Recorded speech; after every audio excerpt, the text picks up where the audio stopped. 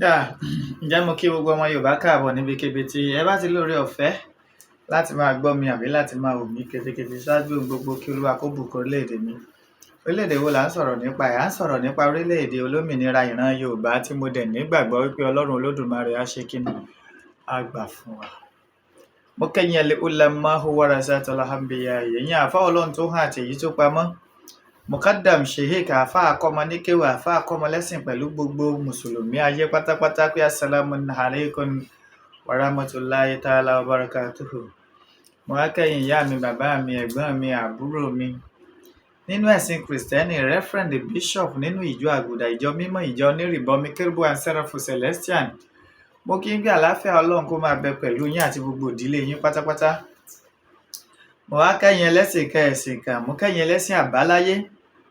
Mo kí yín pé ewé á máa jẹ́, egbò á máa jẹ́, ẹ ní ṣe ewé já, ẹ ní ṣe gbòwò àlùbáríkà àwọn tó lódùmarè tó kólé ayé lé lọ́wọ́. Mo wá kẹ́yìn ìyá mi abiyamọ abọ̀já gbọ̀rọ̀gbọ̀rọ̀. Ẹ̀yin tẹ́ ẹ dúró tọmọtọmọ kì í fi ṣubú, ẹ̀yin tẹ́ ẹ dúró tọmọtọmọ yìí fi rẹ̀ dànù. Àdó mẹ́ta báyìí làdó ẹ̀yin ìyá mi, ọ̀kan fọ́ ọ̀kan nù, ẹ̀ ń fọ̀kan ṣoré kiri. Èyí tẹ́ ẹ fi ń ṣoré kiri, ẹ fi ṣàwá wọn Yorùbá, ẹ fi ṣe wá lóore owó, ẹ fi ṣe wá lóore ọlá, ẹ fi ṣe wá lóore àìkú tí ṣe baálé ọrọ̀ tó rẹ́yìn làgbà gbanigbani. Mo wá ṣèbà orí tó kún tí ò níná, mo ṣèbà ọjà tó kún tí ò lérò, mo wá ṣèbà oko tó pọ̀ jaburata tí ò nírúgbìn. Ẹ̀yin àgbà gbanigbani, mo ṣèbà yín o. Mo kí kábíyèsí ọ̀nìrìṣà, jìgbìnìbí àti àkún aláṣọ àlà funfun gbò, ọ̀jájá afìdí ọ̀tẹ̀ janlẹ̀, ọba Babátúndé ẹni ìtàn Adéyẹyè Ògúnwùsì, àrólé Oòduà. Mo kí ikú bàbá yèyé Aláàfin Ọ̀yọ́, ọba Abímbọ́lá Akeem Ọ̀wọ́adé,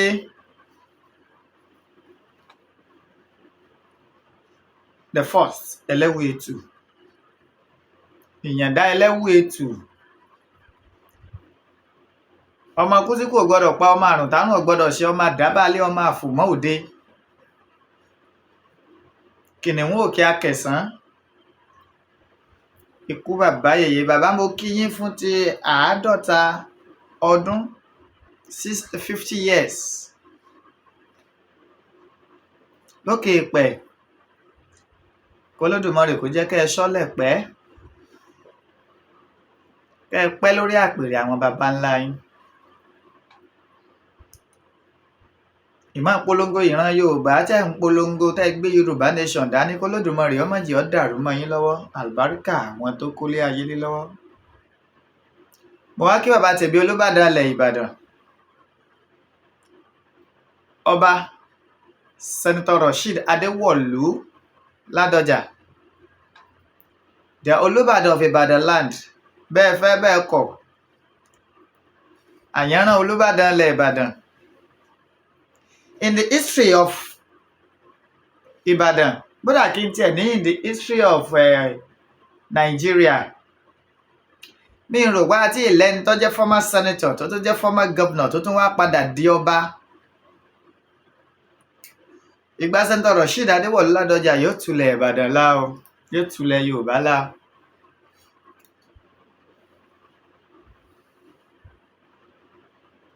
Mo kí gbogbo gómìnà ilẹ̀ Yorùbá pátápátá, látọ̀rí gọ́vnà Ṣèyí Mákindé, gọ́vnà Lucky Ayédatiwa, gọ́vnà Abíọ́dún Oyèbánjí, gọ́vnà Nurudeen Adémọ́lá Adélékè Jackson, gọ́vnà Dàpọ̀ Abíọ́dún pẹ̀lú gọ́vnà Babájídé Sanwó-Olú. Mo kí yín o. Mo kálànà fún gbogbo ìran Yorùbá pátápátá. Bàbá mi Professor Banji Akíntóyè alànà fún gbogbo ìran Yorùbá. Mo wá kéjìká tí ọ̀já sọ bọ́ lọ́rùn ẹni. Májàsọ́lá Àdìsá ọmọ adé ẹmọ, àkùkọ gàgàrà tó gorí àpáta lọ rèé létéńté, ojú tó lé ojú tó kó.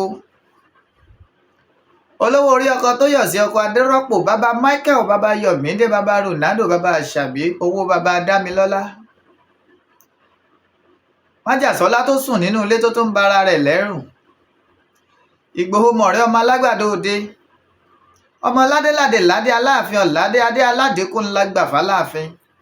bó bá wá rú ọ lójú lọ́nà bó bá pàdé ikú bàbá yèyé Aláàfin lọ́nà kó bi wọ́n léèrè pé ṣé lóòótọ́ adé aládé kó la gbà fún yín. Igboho Oosha bàbá mo kí yín o, mo kí gbogbo ọmọ Yorùbá pátápátá nílé lóko àti lẹ́yìn odi, gbogbo ọmọ Yorùbá ní diaspora, gbogbo ọmọ Yorùbá nílẹ̀ Kóòtù Òjíire, gbogbo ọmọ Yorùbá ní Bayelsa, gbogbo ọmọ Yorùbá ní Kogi, gbogbo ọmọ Yorùbá ní Kwara, pẹ̀lú gbogbo ọmọ Yorùbá ní Delta State.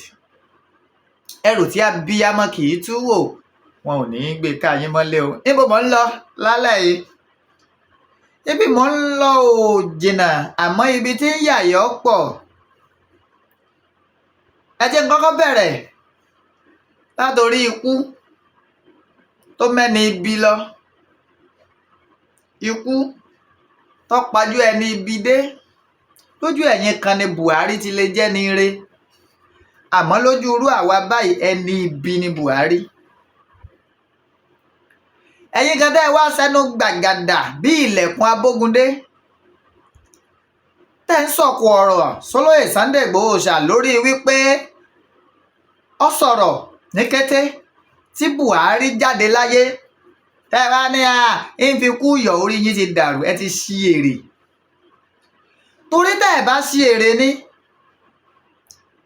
ẹni lékún sí ni tó lódùmarè wá kádàrá kọ́wọ́ rẹ̀ ọmọ bàyàn tó lọ wá fàjòló ara rẹ̀ hàn tó wá gbẹ̀mí tiẹ̀.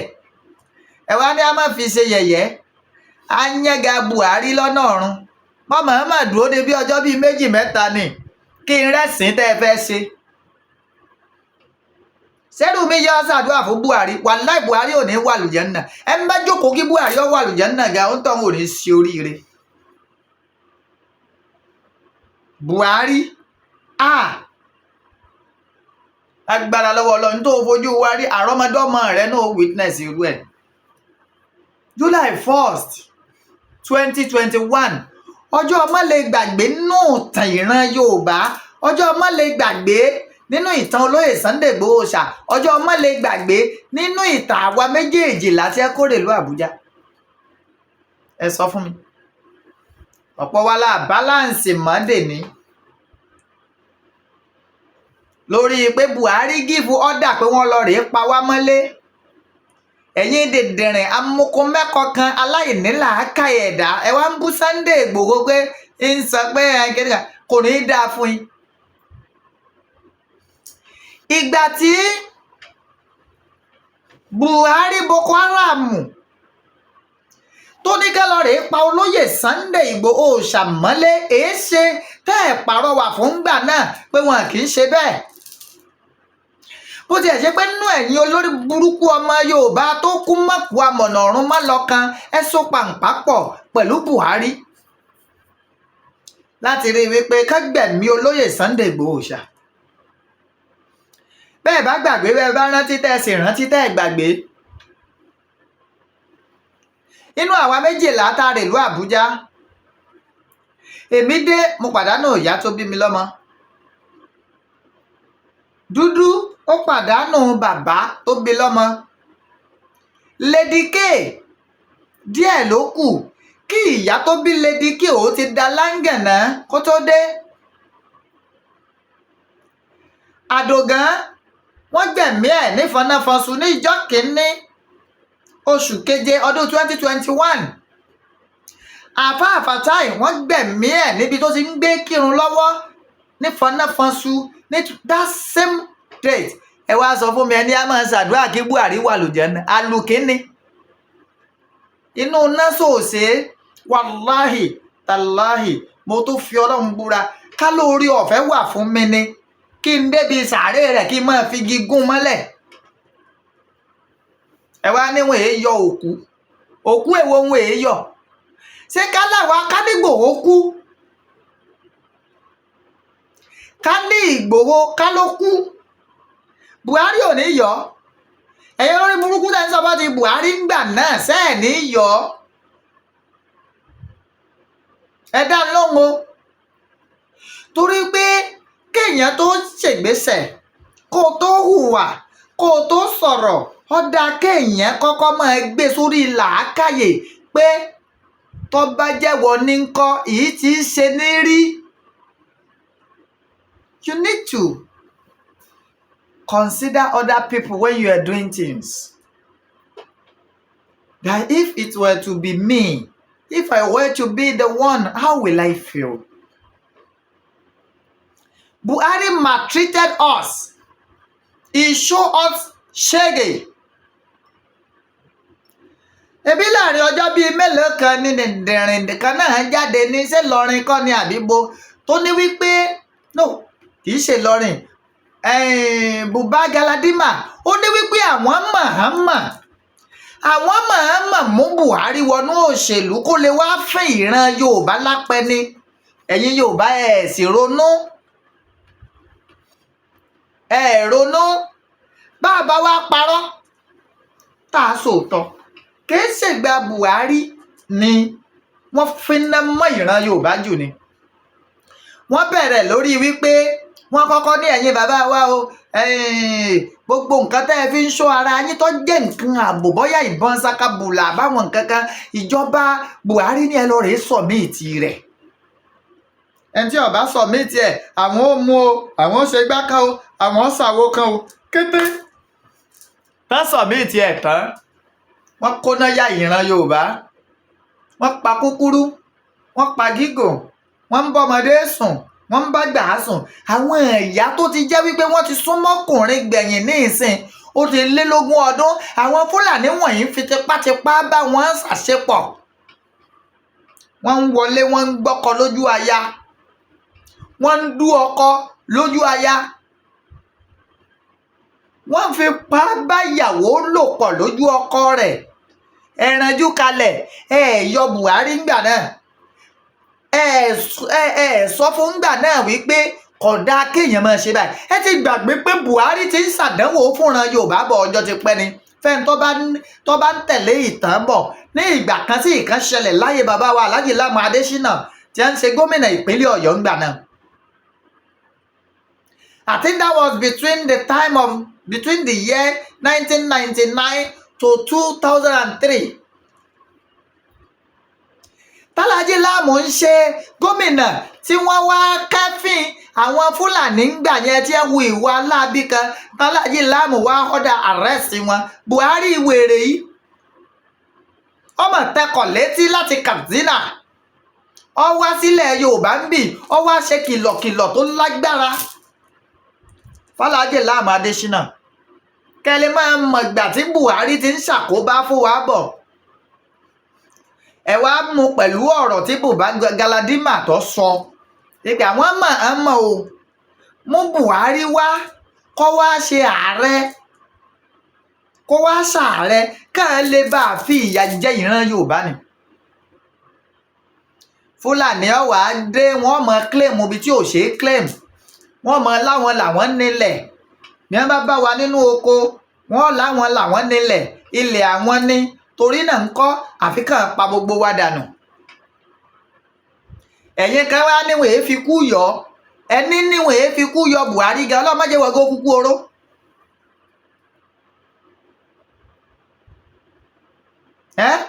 Ẹ sọ fún mi bó wá padà realize pé àwọn ọ̀tá wa tó fojú hàn ìní olóṣèlú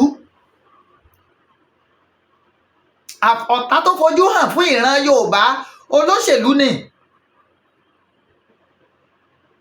Ìgbà kan tí àwọn ẹgbẹ́ kan tá lọ sí Òkè Ògùn tí wọ́n lọ rèé kojú Iskilu Wakili tá a sì mọ̀ tí gbogbo ayé mọ̀ wípé Iskilu Wakili ọ̀daràn pọ́nbélé ni tí ń ṣekú pa kúkúrú tí ń ṣekú pa gígùn tó jọmọ Fúlàní. Lọ́jọ́ tí lọ rèé mú ga wọ́n fi irinṣẹ́ burúkú wọ́n fi jẹ̀wọ̀ láàrin ara wọn àmọ́ Olódùmarè kádàrá kọ́wọ́ ọ̀ràn Yorùbá kó dùn wọ́n dẹ̀ mú wọ́n hand over ìfọlọ́pàá àṣẹ̀yìnwá àṣẹ̀yìnbọ̀ ẹja sí prison ní Abolongo lọ́yọ̀ọ́. Arẹ́gbẹ́ṣọlá dìndìnrìn aláìníla akáyè ẹ̀dá. You were the Minister of Interior then. ọwọ́ rẹ ni àkótó civil defence, immigration ọwọ́ rẹ ló wà, fire service ọwọ́ rẹ ló wà. Arẹ́gbẹ́ṣọlá torí ìwọ náà bá ta ní ìsìn ó pera rẹ mẹ̀sáyà, ẹ sí eré gan-an ọ̀dà Arẹ́gbẹ́. Were you able to account for us nígbà tí ìwọ àti àwọn Buba Galadima tẹ́ sò pàǹpá tẹ́ lọ rèé bọ́ọ̀sì tí wọ́n bọ́ọ̀sì abolongo?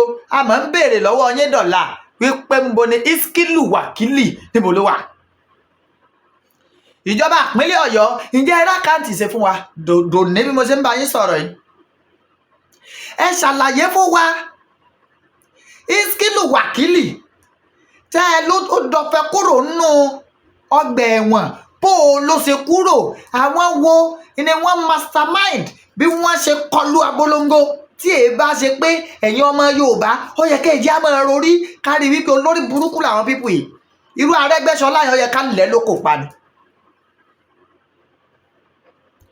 Arẹ́gbẹ́ṣọlá yẹn lọ́wọ́ lọ rèé skóra rẹ̀ ẹ̀ ń dèdèrìn ẹ̀ẹ́dẹ̀lẹ̀ sọ pé yín lẹ́ rescue wa. Rescue ta ni? Ta ń ràn yín iṣẹ́? Àwọn ọ̀wá rescue lọ́dọ̀ ti yín mọ̀, ìran Yorùbá fẹ́ gbòmìnira ni. Rescue olórí burúkú wo ló ń bá kiri Arẹ́gbẹ́ṣọlá? Ó ní kúre. You were the Minister of Interior for good 8 years. Arẹ́gbẹ́ṣọlá dákun jẹ́ n bi ọ́ léèrè kí n dàda rẹ̀ dà fúnran Yorùbá. Sọ́mi kìí sáyé rẹ náà lọ́jọ́ wípé gbogbo àwọn ọ̀daràn tán fi sí prison ìṣe ló ń kọlu prison náà ń tú wọn lẹ̀. Nígbà tó jẹ́ wípé kíni o ti bá Fúlàní jẹ, ọba Fúlàní mu, ọba Fúlàní ló gbà, ọtọwọ́bọ̀wé àdéhùn pẹ̀lú Fúlàní. Ọwọ́ àtàràn rẹ ọwọ́ adẹ́nìsí ọwọ́ àzàgá gẹ́gẹ́ òun pera rẹ ní nǹkan ayanga rẹ láyé Arẹ́gbẹ́ṣọlá. Ẹ̀yin olóṣèlú wọ̀nyí ìdá ọba ìdá ìjòyè gómìnà sẹ́nítọ̀ tẹ́yìn gbàbọ̀dé fáwọn ọmọ Yorùbá lágbára lọ́wọ́ Ọlọ́run tó bá kù ìṣẹ́jú kan tẹ́mi ọ̀bọ̀ lára yín ẹ̀ ráre. Ẹ ṣe kíni ẹ̀ ráre Buhari yín náà kàn ẹ̀kẹ́ wá tán ẹ̀kọ́ ni fún yín. Gbogbo aṣíwájú pátápátá ni ó jíyìn iṣẹ́ tá a rán wọn. Wọ́n ní adaranjẹ̀ níyín ẹ jíyìn bó lẹ ti dà wá jẹ̀ sí. Buhari darí wa gẹ́gẹ́ bí ẹranko, dictatorship Buhari pọ̀ jù.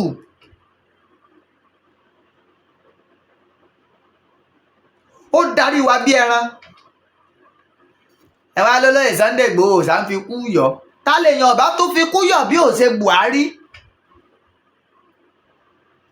Ṣé ká ní Igboho kú tẹ́rí Igboho pa? Ṣé Buhari ò ní fi kú yọ? Tẹ́sà pé wọ́n rí Igboho pa gan. Ẹ̀yin olórí burúkú kan ẹ bọ́ sórí afẹ́fẹ́ ẹ fi ń tó ṣẹlẹ̀ ẹ fi kú yọ Àdògán ẹ fi kú yọ Àfáà Fàtáì ẹ fi ń tó ṣẹlẹ̀ ẹ fi ń yọ olóyè Sunday Igboho náà. Kí lẹ wá ń bá wa sọ? Ẹ sọ fún mi ṣé ẹ rò pé mi ò jí lọ́jọ́ kan ìsúre fún yín ni? Gbogbo ẹni tó bá Buhari ṣèjọba pátápátá ẹ̀ ní ńlálẹ́ Arẹ́gbẹ́ṣọlá àtàràgbá nọ́ọ̀sì àti gbogbo yín. Ẹ rò pé mi ò ìsúre fún yín ni? Àdògán kábíyèsí Ọlọ́run ká nírú Àdògán ẹ̀mí Àdògán àtàfà Fàtáì wọ́n lè pàdé spiriti Buhari lọ́nà ní ká kọ́kọ́ nà lánàá bolẹ̀ náà pé bíjọ́ ọ̀dájọ́ ó tiẹ̀ dé ṣé á kọ́kọ́ nà ọkọ̀ tó kọ́ máa wọ̀ kọ́ wọ kọ́ máa nú ọ̀run kí á fún lápá. Wọ́n náà ń fi kú yọ àkúfà ní kú wọn jẹ fún yín. Gbogbo yín pátápátá tẹ́ ẹ lọ́wọ́ nù dìgbòlu ilé olóyè Sunday Igboho àkúfà ní kú wọn jẹ fún yín. Ẹ ní kíní kan orí yín ti burú. Wọ́n máa fàsìkò lẹ̀ ní kí máa wo wèrè tẹ́ fẹ́ ṣe. Kẹ́ńdẹ̀ kẹ́yà ká ṣe báwọn. Ẹ̀ẹ́dì kú yọ̀yàn ẹ ti sí èrè. Tálẹ̀ bá fi kú yọ̀ bí ọba ṣe Buhari. Buhari tó jẹ́ wípé bó ṣe kú yẹn ó yẹ kẹ́ ẹ jẹ́ àgbẹ̀ òkú ẹ̀ ká gé lékìrí lékìrí. Èkìrí lékìrí báyìí ká gé ká wá sin bí ìgbà téèyàn bá sin súyà ká máa háǹgì ẹ̀ sí gbogbo orígun. Àwọn ọmọ tó parí Lẹ́kì tó géètì sẹ́ẹ̀ ti gbàgbé ni. Ta ló họ́dà àwọn kó wọ́n pa wọ́n? ayé ìjọba ta ni àwọn ẹlẹ́sìn ṣáìtì ta ló họ́dà pé wọ́n pa wọ́n kì í ṣe Buhari ni ẹ̀ẹ̀mẹ̀jẹ̀ tí ń bẹ lọ́rùn rẹ̀ ni ẹ̀ẹ̀mọye ẹ̀mí aláìṣẹ̀ tó tọwọ́ Buhari bọ́ ni lábẹ́ ìjọba rẹ̀. Do you know the numbers of Yorubas that lost their life during the regime of this useless man called Buhari? Ó ní kúre Buhari. Ẹ wá sọ pé à ń fi kú yọ. À ń fi kú yọ. Wọ́n bá fi kú yọ kí wọn ọ̀bá tó wá fi yọ. Tó ní Buhari wá kú. Ṣé kára máa ṣe ẹni eré lọ ẹni tá ní ẹni eré ń bo. Ta lẹni eré? Ta ni ẹni eré? Ṣé Buhari lẹni eré? Àtúkúkú rẹ̀ lọ́nà ọ̀run. Àmáìdìbò gbáyìí sọ̀rọ̀ lóye Sunday Igboho láì dá ẹ lọ́ọ̀rẹ́ ṣe wá gbéjẹ́mọ́wọ́ bí bẹ́ẹ̀ kọ́ á máa kọlù yín tààrà ìbá ṣèwọ́ kí nìwọ́ ṣe kírun tán ṣẹlẹ̀ sólóyè Sunday Igboho Oòṣà látọwọ́ Buhari kó ṣẹlẹ̀ sí fámìlì rẹ̀ àbí kó ṣẹlẹ̀ sí wọ̀ gẹ̀gẹ̀ yín pawó lóko bí Buhari ṣe kú yìí ó yẹ ká kó ìlú ká kó ìfọn bọ́ta ni ẹ̀rán àmọ́ kéékèèké tó ń jubiléètì ń Kánò pé Buhari kú ni ẹ mọye ṣáìtì tó kú ni ẹgbẹ́ ṣáìtì àbí kí ló ń pè wọ́n tó kú ni ẹ mọye àwọn ọmọ tó kú Lẹ́kì tó gèètì ní kẹ́ẹ̀ tó ní dírámà ni fẹ́ mọ̀ wọ́n ni ìjọba tyranny ìjọba bú ìjọba pààyàn ẹ wá ń sọ pé kinní kan ẹ jẹ́ lọ rèé sọ agbéjẹ́mọ́wọ́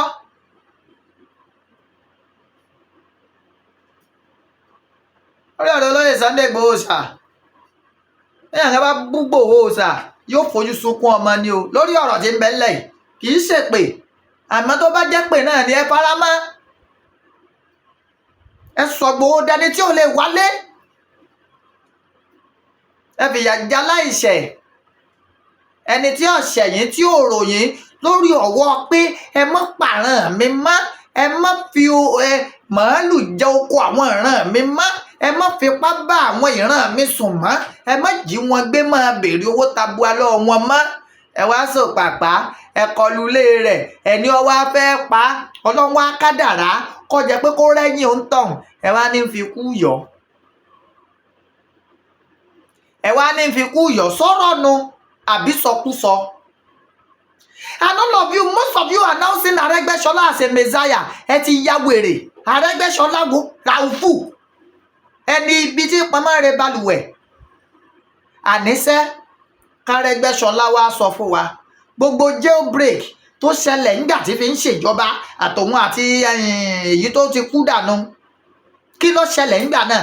Iskilu Wakili abẹ́ kí ìjọba ìpínlẹ̀ Ọ̀yọ́ kan sọ fún wa níbo ni kéèsì yẹn dé.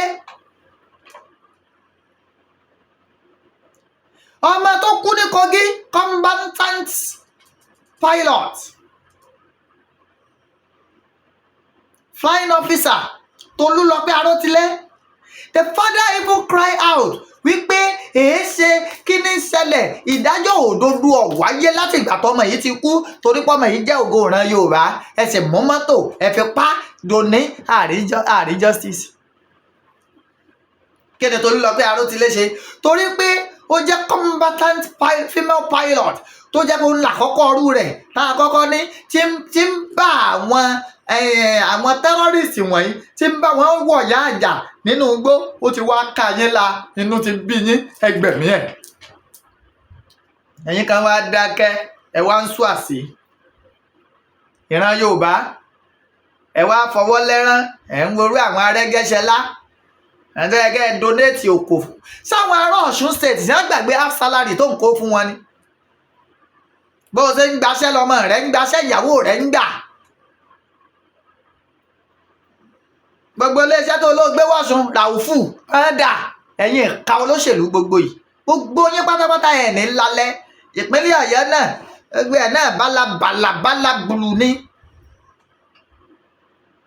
gbogbo yín pátápátá ìkà lẹ́yìn olóṣèlú wọ̀nyí ìkà aláǹfikún yọ Buhari ọ̀rọ̀ yẹn ń dùn mí gan ni kò ní dá fún Buhari lọ́dọ̀ ọ̀run ká dá fún mo bẹ́ tọ́lé sàárè rẹ̀ lórí.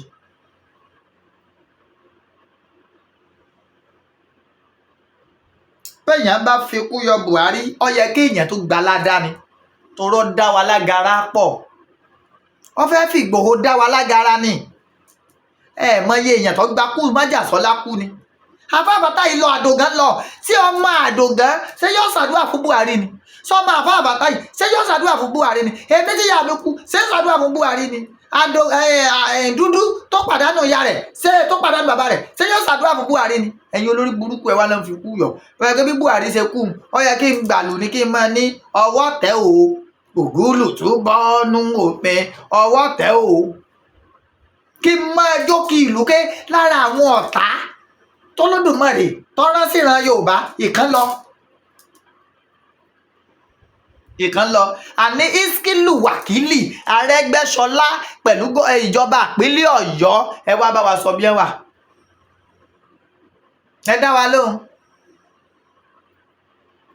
wọ́n dẹ̀ sọ̀rọ̀ yìí ó dẹ̀ rí bẹ́ẹ̀ Buba Galadima ó ní wípé àwọn mà mú Buhari wọnú òṣèlú láti wá jẹ̀ràn Yorùbá run ní ẹ̀yin ká wá ń nẹ́gẹ̀ ní tó wá dùn mí ni bí ọmọ Yorùbá náà ní tó wá ń sọ pé Ìgbòho ń fi kú yọ Buhari sọ́yẹ kó tẹnu ọmọ Yorùbá tó bá ní làákàyè sọ́yẹ kó tẹnu ẹ̀ jáde ẹ̀ tó fẹ́ pààrọ̀ yín ẹ̀ tó fẹ́ pààrọ̀ yín ẹ̀ tó ṣe tán láti pààrọ̀ yín dànù sọ́yẹ kó tẹnu ẹ̀yin ọmọ Yorùbá jáde wípé Buhari wọ́n fi kú yọ ta ni ọba fi kú yọ Buhari bí èbá ṣàwà Buhari olórí burúkú ẹ má bá ń ṣe ètò yìí àtúnkùkù rẹ lọ́nà ọ̀run o Buhari àtúnkùkù rẹ lọ́nà ọ̀run torí náà ńkọ́ mo sọ yìí mo dúró ná lórí ọ̀rọ̀ Buhari àmọ́ ìsọ̀rọ̀ gbèsè ìsúnkún sígbà yìí ní ìgbésẹ̀ gangan bẹ́ẹ̀ bá dá lóhùn ẹ mọ̀ borí kómi alice o wọ́n yẹ̀yẹ́ yín o mọ̀ ń pa yín létọ́lẹ̀ ní òjé fẹ́ dákọ àmọ́ bẹ́ẹ̀ bá yín lè rìpláì tí mo rí pé ẹ tó bú Ìgbòho lórí ọ̀rọ̀ yìí tí yín bàjẹ́ tìrantìran tòrá fẹ̀dí yín ta àjẹyọ mọ bẹ́ẹ̀ ṣe tó àjẹyọ mọ bẹ́ẹ̀ ṣe kù ẹ̀yin olórí burúkú yìí mo dúpẹ́ lọ́wọ́ àwọn Àmọ̀tẹ́kùn pẹ̀lú ìfọwọ́sowọ́pọ̀ àwọn Àgbẹ̀kọ̀yà tí a fi tètè bá wa wá àwọn ẹni wa tán jí gbé tán bá wa wá wọn jáde láì fi kọ́bọ̀ gbà wọ́n àìrájẹkù orò mo ṣe ń sọ ọ̀rọ̀ mi ti yé ọmọ Yorùbá àìrájẹkù orò ọwọ́ sì tẹ ògbóǹtarìgì ajínigbé kan lẹ́yìn tó ti wà níléeṣẹ́ ọlọ́pàá bá a ṣe ń sọ̀rọ̀ yìí adúpẹ́ o adúpẹ̀pẹ́ òkun àtọ̀sà ohun odò wẹ́wẹ́wẹ́ ìran Yorùbá á ṣẹ́gun ọ̀tá àtọ̀tá alẹ́ o àtọ̀tá òde o amọ́niṣe ni afàìmọ́niṣe ni aṣẹni tó bá ní dárò with greatest surprise wípé ọmọ Yorùbá kan wà nínú àwọn ajínigbé wọ̀nyí ọmọ Yorùbá ní give out to information bí wọ́n ṣe rí àwọn ọmọ Yorùbá jí gbé ẹ̀ẹ́dẹ̀ bẹ̀rù Ọlọ́run ẹ̀yin tẹ́ ẹ ṣiṣẹ́ wọ̀nyí tí wọ́n fi rí àwọn èèyàn yìí gbà jáde mo kí yín o mo kan sára sí yín a bá ń sọ pé security ilẹ̀ Yorùbá lọ́wọ́lọ́wọ́ ìgbà tá a bẹ̀rẹ̀ sí ní ṣe fúnra wa ní ìsìn à ń rí result ẹ mọ̀jà parọ́ tẹra wa májàsọ́lá Àdìsá ọmọ Adéyẹmọ ọwọ́ kan ní mo pè wọ́n ní Ndémọ́lá Abba Ìgbòho ìlú Ìgbòho ọyá tó bá gbà láàfún ẹ̀yin náà wò within just 24 hours within 24 hours wọ́n pọ̀ bá di inú igbó yẹn ẹ̀yin wo tó bẹ́ ń sìn ẹ ń párọ̀kọ̀ fún Ìgbòho lójú ẹ lọ sílùú rẹ̀ lọ́rẹ̀ẹ́ jìyàn gbé àròkò lẹ́pa àwa náà wá dá padà fún yín pé ẹ tó bẹ́ ń sìn ẹ lẹ́nu níbẹ̀ ń sìn ayé yín àdá. ẹ̀yin Àgbẹ̀kọ̀yà wa àdúpẹ́ lọ́wọ́ yín o ipá ò ní kún yín Ọlọ́run máa kún yín lọ́wọ́ ẹ ní dààmú ẹ mọ̀ rí ṣe lágbára lọ́wọ́ Ọlọ́run. We really appreciate you. òfin tí ẹ lẹ́gbọ́ tẹni ẹlẹ́ni Olódùmarè ní sanrú wọn lẹ́san. èmi ó sùn lé màá ṣe gbá kan àwọn Àgbẹ̀kọ̀yà wọ̀nyí ò sùn wọn àfinú igbó sílẹ̀ they are attending to emergency situations at when due. àná gbàgbà ká lọ sùn náà bọ̀ wọ́n fi ra wọn jìn gẹ́gẹ́ bí ìlànà tó lóyè Sunday Igboho Oosha tí ń bá bọ̀ wọ́n ní ò gbọ́dọ̀ parun kò sì ní parun. ẹ̀jẹ̀ ń súnkò ń bẹ̀ ná àìrájẹ̀kù orò adúgbẹ́ àìrájẹ̀kù orò wọ́n ti ń sọ èmi náà dakọni díẹ̀díẹ̀ tó mo ti ń tẹ̀lé wọn díẹ̀díẹ̀.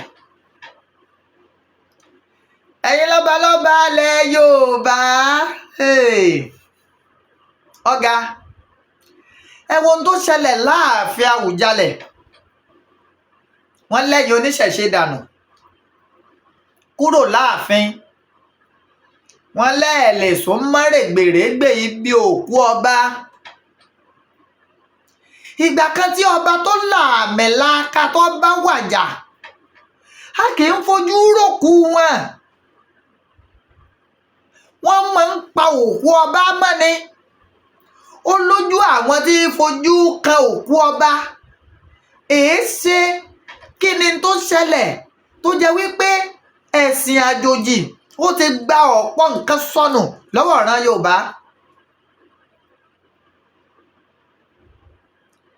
àwọn mùsùlùmí ń pariwo olè lé àwọn oníṣẹ̀ṣe lórí ẹ wá bá ń bi àwọn ọba ilẹ̀ Yorùbá tí ń jẹ èwo nù wọn ló jẹ́ wípé tíà àbí láwà níná léwé nù pẹ̀bí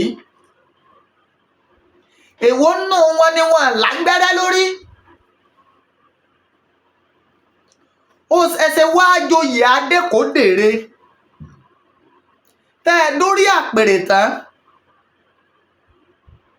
tẹ́ ń fẹsẹ̀ pa àwọn baba ńlá yín lórí. Olúwo nìkan la rò pé gbó ti yí lórí àmọ́ pé ọba ilẹ̀ Yorùbá tí gbó ti yí lórí pọ̀. Olúwo lòun ò fòòṣà òun ọ̀fẹ́ gangan and I keep on asking the question all the time ṣé tẹ̀síbíyù àti kùránì ṣé ni Olúwo kà àbí tẹ̀síbíyù yìí irú eléyìí báyìí ṣé ń lolúwo fà nínú pẹ̀bí ni. ewé àkókò tí a fi ń mọ yín létí ká tó gbádé lé yín lórí ẹjọ́ nítorí Ọlọ́run áyàwó ló wà nù kùránì. ìṣẹ̀ṣe ni èéṣe tẹ́ ẹ wá ń ṣe ìlòdì síṣẹ̀ṣe. wọn à ní kẹ́ ẹ má sin ọba nílànà mùsùlùmí tẹ́ ẹ bá fẹ́ sìn àmọ́ ẹ ṣe jẹ́ kí ìṣẹ̀ṣe ó ṣe tó ní í ṣe ń bẹ̀ kẹ́yìn ṣe ń tẹ́ ẹ fẹ́ sìn. wọn à sásọ wọn gbọ́n fẹ́ gé pààtì rẹ̀ wọn à náà fẹ́ ṣe nǹkan kan ìtàn fẹ́ ṣe ni wípé káà náà ó ṣe ìdárò awo.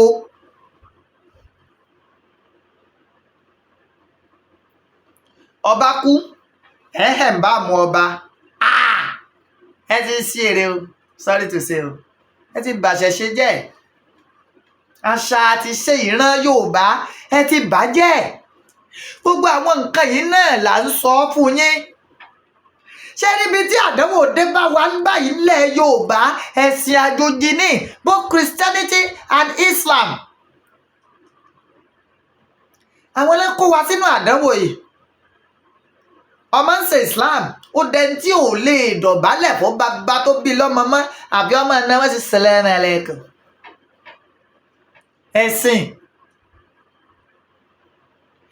ẹ̀sìn sọ kìrìsìtẹ́nì ń wo bàbá rẹ̀ tí ń ṣèṣẹ̀ṣe ń wo bàbá rẹ̀ gẹ́gẹ́ bí Sátánì.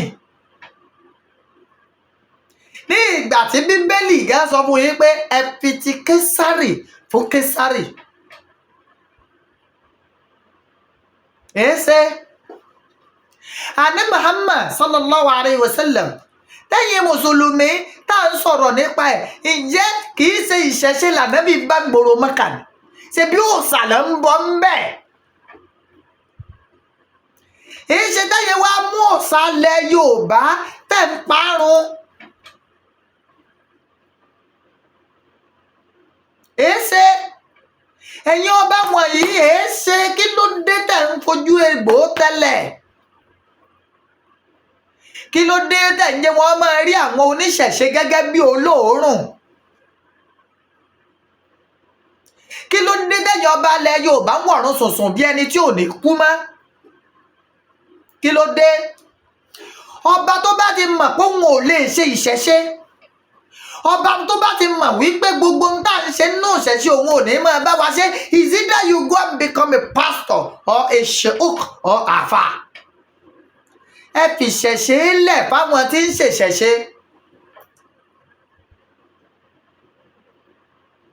ẹ ṣe kí ni? ẹ fi ìṣẹ̀ṣe lẹ̀ fáwọn tí ń ṣèṣẹ̀ṣe.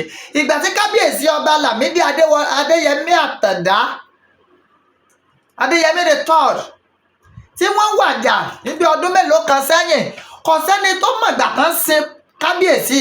àmọ́ bí ẹ sì mùsùlùmí sì lálàáfin Ọ̀yọ́, àmọ́ ètò ìṣẹ̀ṣe lọ bó ṣe yẹ kó lọ. tójú wa kírun, wọn tójú wa ṣe nǹkan kan, wọ́n ṣe gbogbo nǹkan létò gẹ́gẹ́ bó ti yẹ ká ṣe. èéṣe ẹ dá lóhùn, kí ló wá dé tẹ́ ẹ dorí ìṣẹ̀ṣe kodò? torí selfish interest yín, torí kán lè máa pè yín lẹ́ni mímọ́. sáà tí ń ṣẹ̀ṣẹ̀ṣe ìṣẹ́ni mímọ́ ni ọ̀pọ̀ ẹ̀yin àfà pásítọ̀ mọ́ tó níṣẹ̀ṣe. oníṣẹ̀ṣe fàbòsí kún tán ṣe. pásítọ̀ kan wà ní ìsìn, gbogbo tí màá mọ̀ láyé rẹ̀ ọ̀jọ̀rọ̀ olóṣèlú lọ, kíní kan ní ọ̀wọ́lé ìbò, igbá kan ní ọ̀wọ́lé ìbò. sọ́lọ́run ló pè ọ́ kalẹ̀ mọ́ sọ gbogbo èèyàn ni? ọlọ́run ló pè yín kalẹ̀. ọlọ́run wàá ní sẹ́méjì tí ó ràn yín ju sólóṣèlú lọ.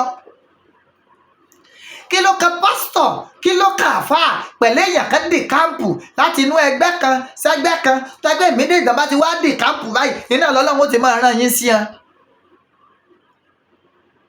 tí ẹ bá ṣe pé ẹ ti kó làákàyè wa, ẹ ti kó sínú inú àgádágodo, inú koro, ẹ ti á ti pa. ẹ ti sọ gbogbo wa dọ̀dẹ̀.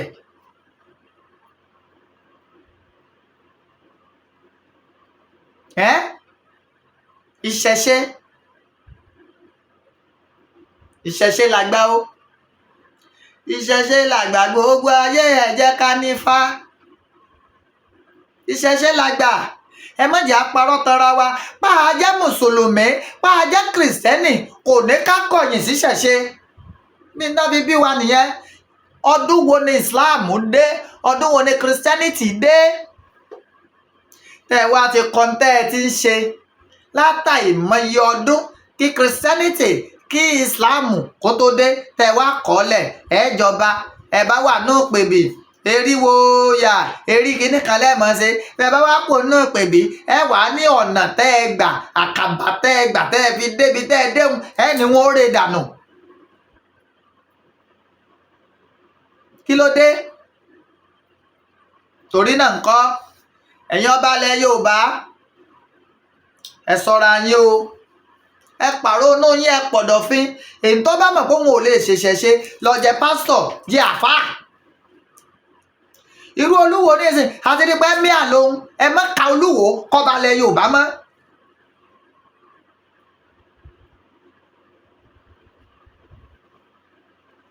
ẹ má ka kún mọ́. now ẹ̀yin ìyá mi, bàbá mi, ẹ̀yin ẹ̀gbọ́n mi, àbúrò mi, I want to make this special appeal. ṣé ẹ láwọn Àgbẹ̀kọ̀yà wa yẹn,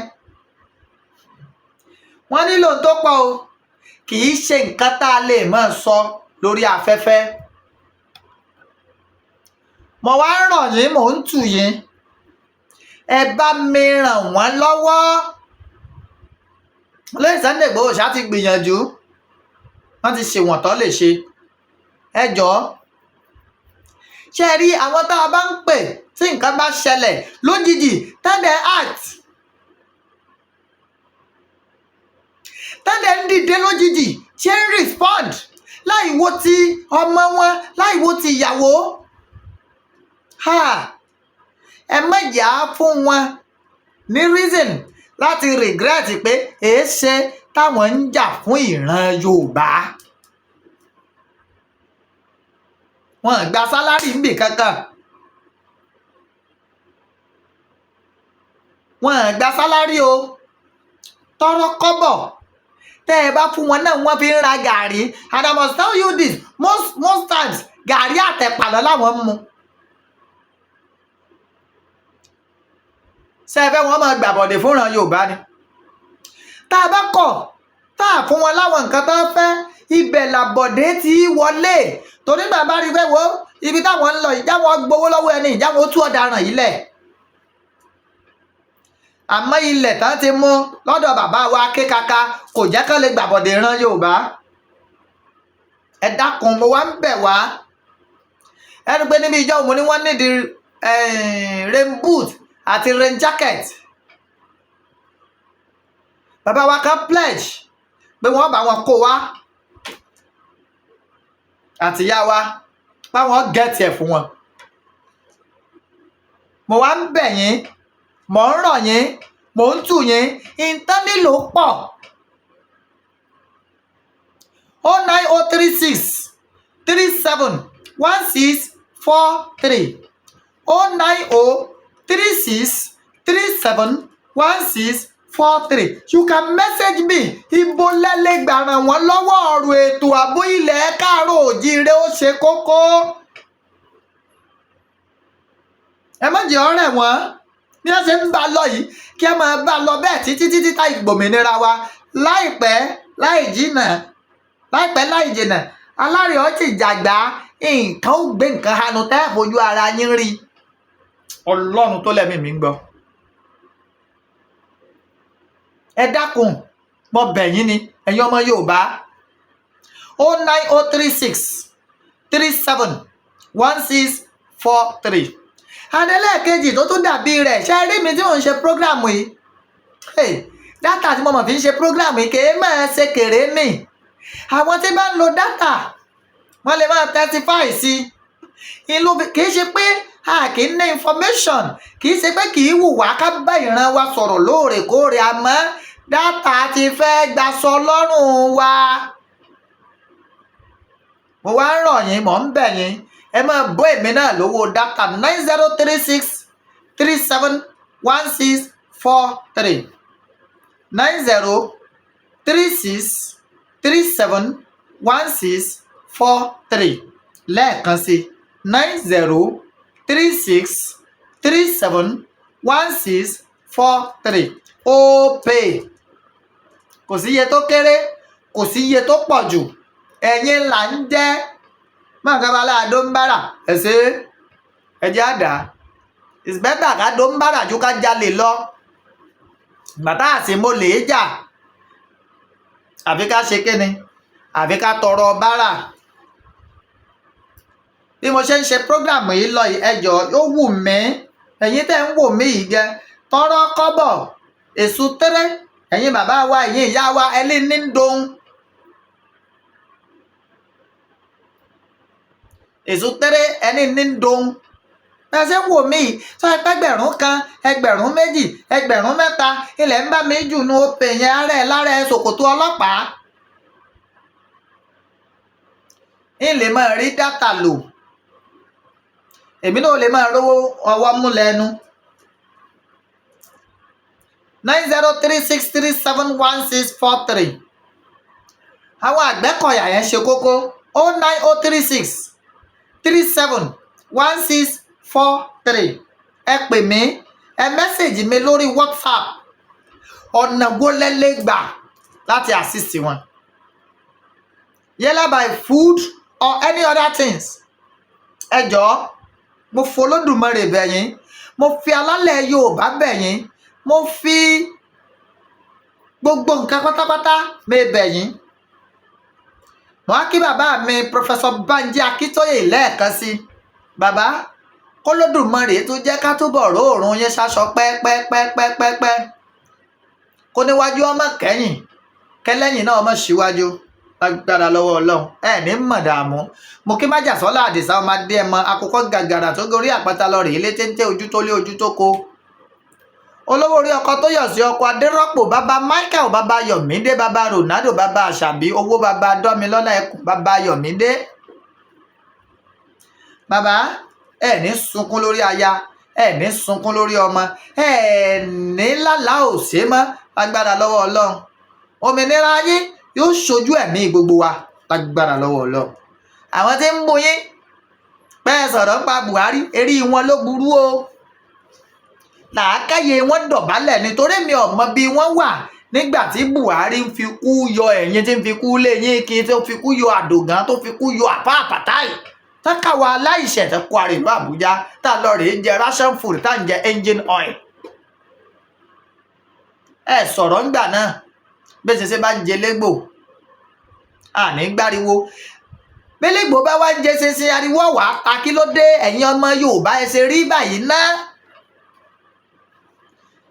Ẹ ṣe rí báyìí. Ẹ má gbàgbé ìbéèrè tí mo béèrè.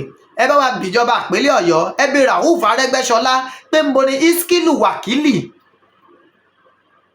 ògbóǹtarìgì ajínigbé tí ọwọ́ àwọn ọmọ Yorùbá bá ń gbà wọn, tí ẹ sì mú lọ sí abolongo, tí wọ́n wá so pàpápọ̀ àwọn Buba Galadima, Arẹ́gbẹ́ṣọlá ńkò tí ẹ já prison, tí ẹ jẹ́ wọ́n sá lọ níbo wọ́n wà. Ìyẹn ni ẹ bá wa bí ọ́n léèrè o. Bí ẹ bá láwọn yọ àwọn rescue wa, ẹ bá sọ fún àwọn ò ní di rescue, òmìnira làwa fẹ́. Kí wọ́n kọ́kọ́ rescue ara wọn ná, kí wọ́n tó láwọn rescue wa. Ẹ ṣé, mo dúpẹ́. Ẹ má gbàgbé ọ̀rọ̀ àwọn Àgbẹ̀kọ̀yà 09036 37 1643. Yorùbá nation no going back.